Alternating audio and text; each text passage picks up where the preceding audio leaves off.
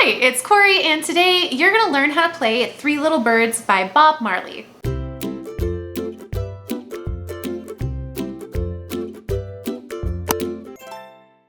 So this song is a part of my 3-chord song video where I asked you guys, of the 10 songs that I presented to you, which ones did you want to hear? And Three Little Birds was hugely popular. So here we go. What's great about this song, like all the songs in that video, there are only 3 chords and they are some of the easiest chords you can learn.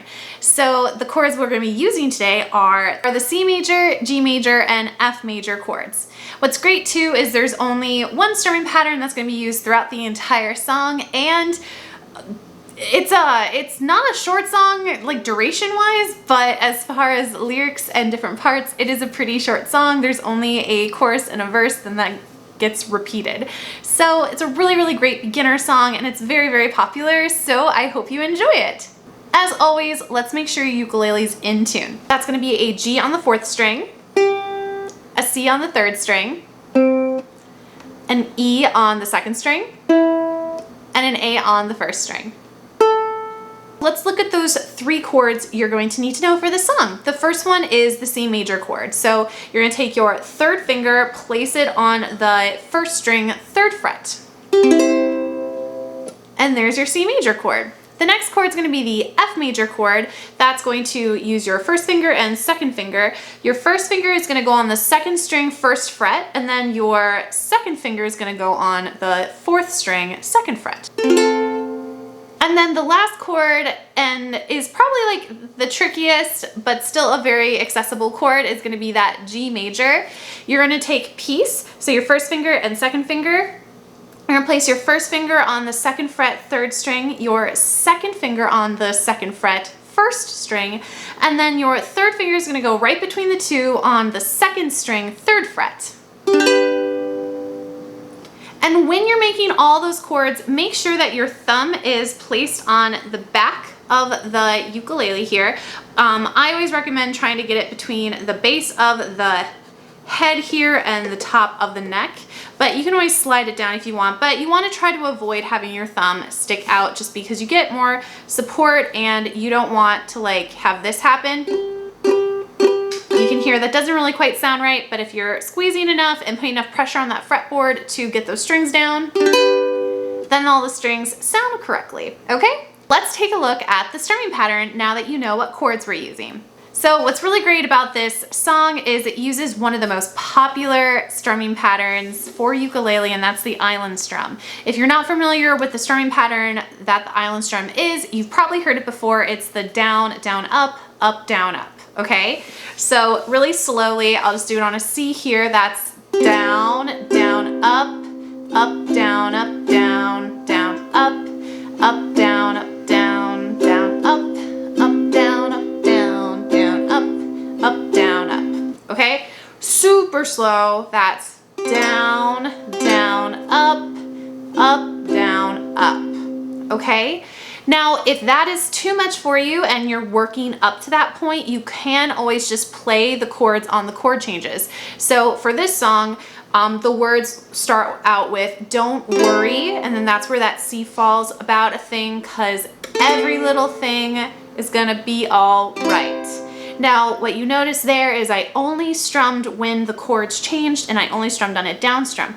That's totally fine as well if you can't do the island strum.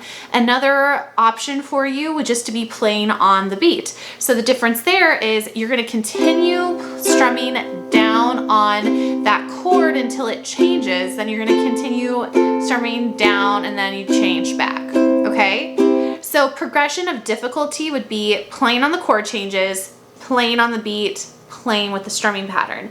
And what I'd really recommend is don't move on to a strumming pattern or playing on the beat if you can't play on the chord changes to a steady beat. If you don't really know what a steady beat is, it's when you're hearing a song and it's that heartbeat, it's that pulse of the music, the thing that you want to bob to, okay?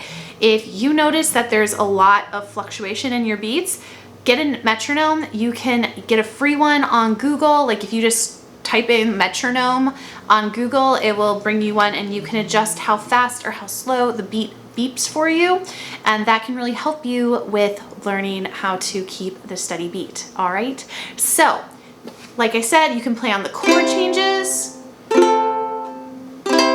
or on the beat, and then you just change, and then you continue playing on the steady beat. Or you can play with the full strumming pattern, which would be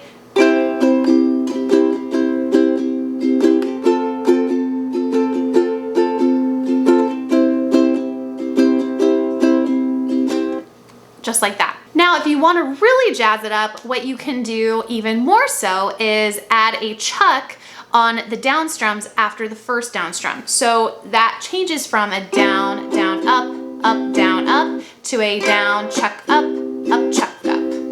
Okay, so that is an alternative thing, so that's an extra thing you can add if you just want to have that little extra something, okay? Something of note, I did change the key of the song just to make it more accessible. I believe the original song is in the key of A, so if you're trying to use this and play along with the recording, it won't match up, but you can practice it and sing it, and you can do your own recording of it. So with all that said and done, you know the chords, you know the strumming pattern. Let's do a playthrough. Here we go. 1, 2, here we go. And